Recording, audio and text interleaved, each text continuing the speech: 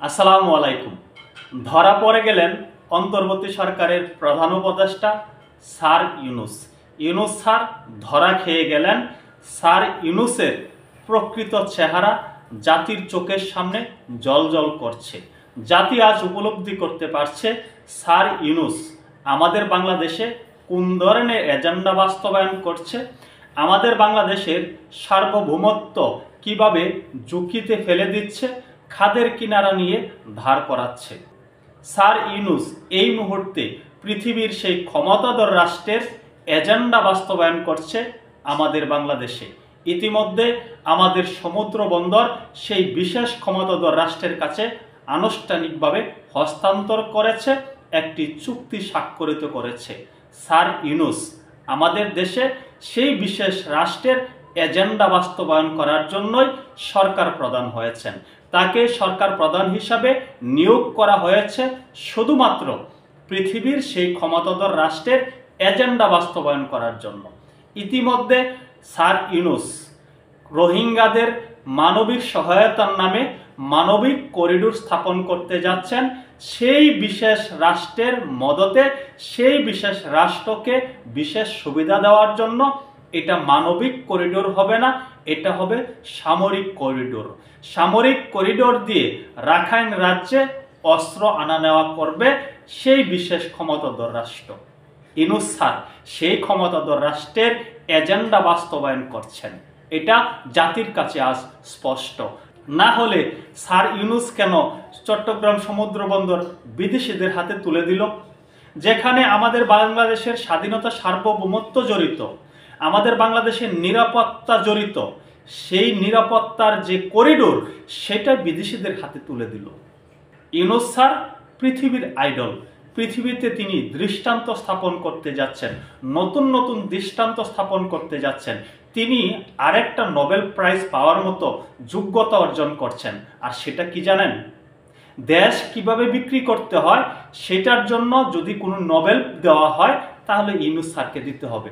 Yunus sir এই মুহূর্তে সেই ভারতবর্ষের জগৎ শেঠীদের ভূমিকায় অবতীর্ণ হয়েছে, যে জগৎ শেঠীদের কারণে ভারতবর্ষ পরাধীনতার শিকলে আবদ্ধ হয়েছিল।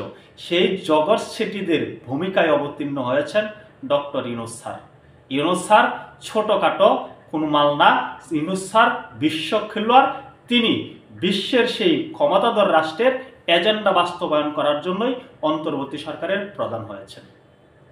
ইতিমধ্যে তার মুখোশ উন্মোচিত হয়েছে, জাতির সামনে তার প্রকৃত চেহারা জ্বলজ্বল করছে। আরে ভাই, বাংলাদেশের 18 কোটি জনতার মধ্যে শুধু ইউনূস স্যারের লেসপেন্সার যারা আছে তারা ছাড়া সকলেই বলছে আমাদের চট্টগ্রাম সমুদ্র বন্দর যদি কোনো বিদেশিদের হাতে চলে যায় তাহলে আমাদের বাংলাদেশের সার্বভৌমত্ব বিনষ্ট হবে, আমাদের বাংলাদেশের নিরাপত্তা ঝুঁকিতে পড়বে। আর তার লেসপেন্সার এবং তিনি সেটা বুঝতে পারছেন না। তিনি অবশ্যই বুঝতে পারছেন, তিনি জানেন আমাদের সার্বভৌমত্ব কিভাবে ঝুঁকিতে ফেলানো হচ্ছে। তিনি তো নিজেই ফেলছেন। তিনি তো চাচ্ছেন বিশ্বের সেই ক্ষমতাধর রাষ্ট্রকে বাংলাদেশে একেবারে পরিপূর্ণভাবে প্রতিষ্ঠিত করার জন্য, বাংলাদেশকে পরাধীনতার শিকলে আবদ্ধ করার জন্যই তো তিনি এমন করছেন। আর সেই পৃথিবীর ক্ষমতাধর রাষ্ট্র তাকে তো এই জন্যই বাংলাদেশের অন্তর্বর্তী সরকারের প্রধান উপদেষ্টা বানিয়েছে। তিনি মেটিকুলাস ডিজাইন বাস্তবায়ন করছেন, তিনি রিসেট বাটন পুশ করেছেন। তবে সেই রিসেট বাটন একসাথে পুশ করেন নাই, তিনি খণ্ড খণ্ডভাবে পুশ করছেন যেন জাতিকে বোকা বানানো যায়। মেটিকুলাস ডিজাইন স্যার বাস্তবায়ন করছে। স্যার দেশটাকে একেবারে ধ্বংসের কিনারায় নিয়ে যাচ্ছে, দেশের 12টা বাজিয়ে দিচ্ছে। এদেশের স্বাধীনতা সার্বভৌমত্ব বলে কোনো কিছু থাকবে না। সমুদ্র বন্দর সেনসিটিভ একটি বিষয়, যেখান দিয়ে আমাদের বাংলাদেশের সকল কিছু আমদানি রপ্তানি করা হয়। এটা আমাদের বাংলাদেশের সার্বভৌমত্বের প্রতীক। সেটাকে স্যার ধ্বংস করছেন। স্যার চাচ্ছেন সেই ক্ষমতাধর রাষ্ট্রের জাহাজ এখানে নোঙ্গর করবে, সেই রাষ্ট্রের পতাকা পথ করে উঠবে, আর স্যার অট্ট হাসি দেবেন, দাঁত কেলিয়ে হাসবেন। স্যার আমাদেরকে বোকা বানাচ্ছেন। স্যার এজেন্ডা বাস্তবায়ন করছেন। তিনি জগৎ শেঠী সেজেছেন, তিনি তার নিজস্ব এজেন্ডা বাস্তবায়ন করছেন, মাল পানি কামাচ্ছেন, তিনি ব্যবসা বাণিজ্যের আখের গুছাচ্ছেন সেই জগৎ শেঠির মতো, যে জগৎ শেঠিদের জন্য ভারতবর্ষ পরাধীনতার শিকলে আবদ্ধ হয়েছিল। স্যার একজন চতুর্মাল বিশ্ব খেলোয়াড়। তিনি জানেন কখন কোন এজেন্ডা বাস্তবায়ন করতে হবে, কোন প্রেক্ষাপটে কোন এজেন্ডা বাস্তবায়ন করতে হবে।